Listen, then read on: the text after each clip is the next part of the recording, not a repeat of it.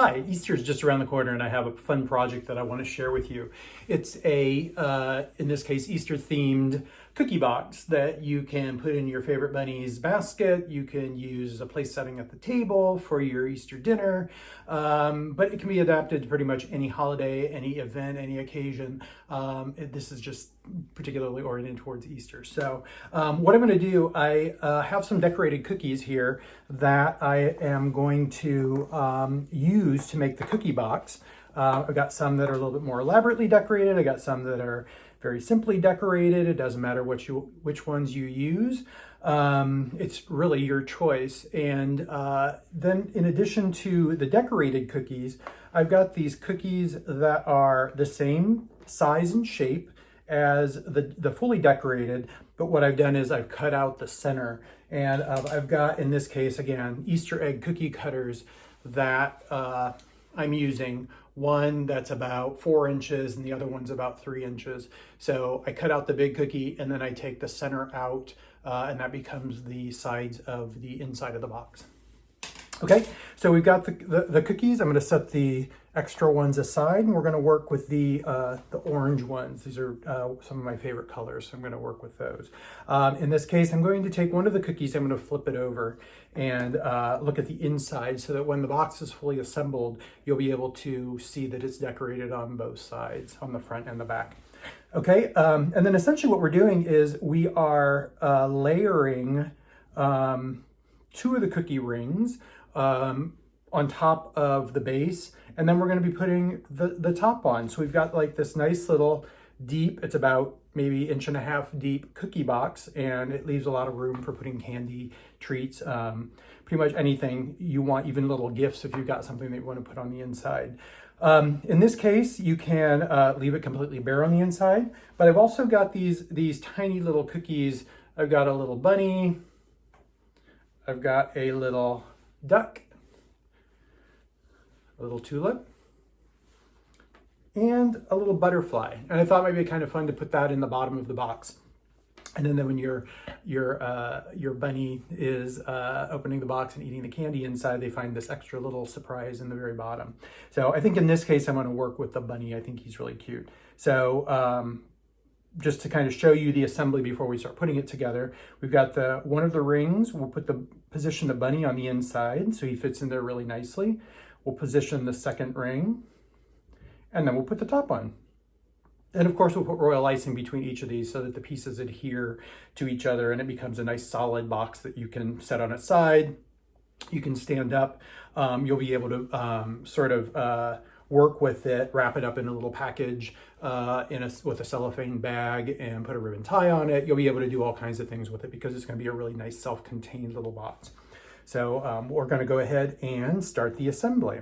So in addition to the cookies, I've got some royal icing mix that I've made up really simply. I've got it in a parchment triangle, and this is a thick consistency. You want it to be more like paste. Some of the cookies were, some of the techniques that I teach about have to do with flooding the cookies because you want the icing to sort of flood on the top of the cookie. In this case, I want it to be more of a glue, more of an adhesive. So I left it a much thicker consistency.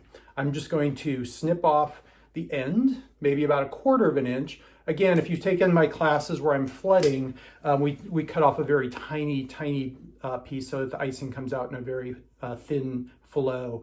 But in this case, I wanted to come out thicker. I want it to be more of a paste. So I'm just going to put a pretty sizable dot of the glue down on the cookie, and I'm going to position my little bunny on there. So I'm adhering him to the inside of the cookie. I'm going to take one of my rings and I'm just going to pipe a ring of royal icing around the outside. I'm going to lay that down on top.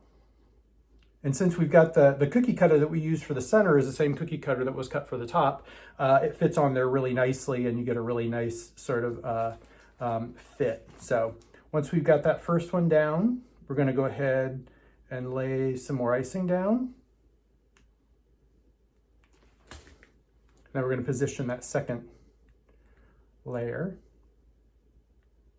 Okay. All right, so we got the bunny inside, we've got the 2 sides glued in. We're not going to put the lid on yet. We don't want to do that until we have the treats on the inside. We don't want to put the treats on the inside until these first few layers set up. And then once that sets up, we can put in this case I'm using M&Ms, put the M&Ms on the inside, put the lid on, seal it up, and then let that dry. So this is as far as we're going to go for right now. We'll come back when this sets up.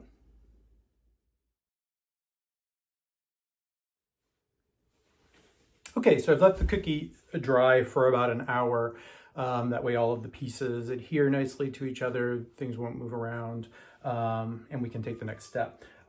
Next thing we do, I said I was going to use M&Ms for inside of the cookie box. I've got these really nice little M&Ms that are pastel colors, and then I've got the mini M&Ms. I didn't have them in pastel colors, but they're a really nice size for using inside of this candy box. You can get a lot more of them in there. So what we're going to do is I'm going to use those because I think they fit a little bit nicer. And so we've got our bunny box sitting here. I'm just going to sprinkle in the M&Ms. You can see you can get enough in there that covers up the little bunny. So when your bunny opens their cookie egg box, they're going to find the M&Ms and then they're going to find the little treat on the inside. Now, I can either adhere the lid to the cookie box, which means that they're going to have to break the cookie box open in order to get the candy on the inside. Or we can tie the lid on with a ribbon. So I'm going to show you how to tie the lid on with a ribbon first, and then we'll do it with the royal icing. So you're just simply going to position the lid on top, and you can pick it up now and you can see that it's nice. I didn't put too many M&Ms in there. They fit in really nicely. And I'm going to take some ribbon. I'm going to cut off probably about 18 inches of ribbon. Get a nice contrasting color to go with the egg. We're going to lay the ribbon down and put the cookie box on top. And then we're going to just tie it with a bow. Okay.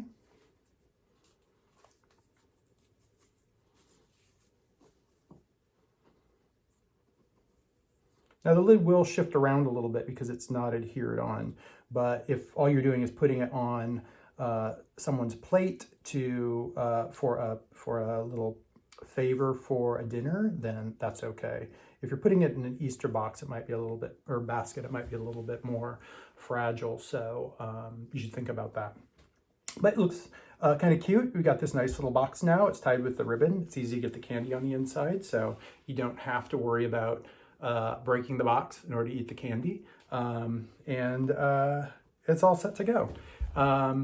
Next we're going to actually glue the lid on so that it makes it a little bit more secure. So I'm going to just take this ribbon off really simply.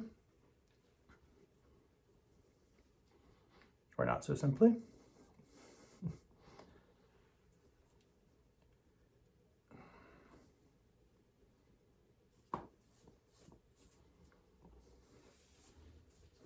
Okay, take the lid back off, and similar to what we did before, I'm just going to pipe some royal icing around the top rim of the box.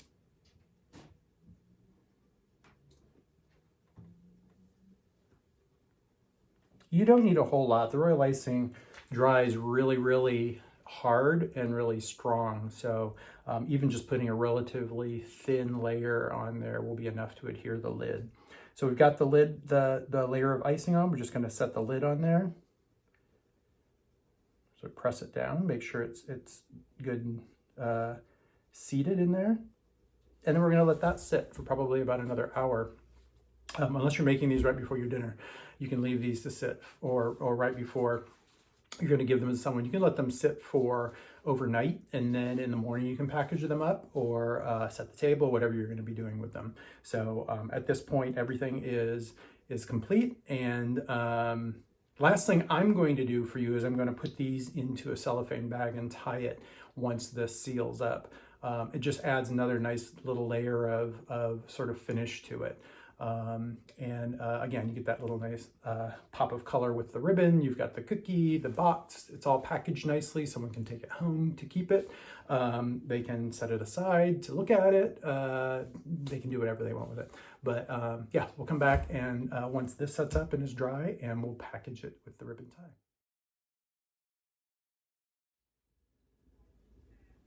Okay, our box has dried for probably a little bit more than an hour, and you can see it's nicely adhered on there. So now we're all set to pack it up. I have got a cellophane bag. The size is 4 inches by 8 inches, and it's the perfect size for this particular cookie. So we're going to open up the bag and just slide the cookie in carefully, and then just kind of work it down to the bottom of the bag. So we've got the cookie in the bag like that. Okay. And then I'm going to take some ribbon and just tie off the top. I like the ribbon to get as close to the cookie itself as possible, just so that there's not a lot of extra air and extra space in there. But either way, it doesn't really matter. It's not a big deal. So got your tie there. Trim off the ends if they're frayed. You've got a great little favor to put on in an Easter basket, to put on your table for dinner as a little place setting, for a little takeaway for friends. Yeah, a lot of fun. And there's candy inside. That's even better. I hope you have a great Easter, have a great spring, and please check out my other videos. Thanks.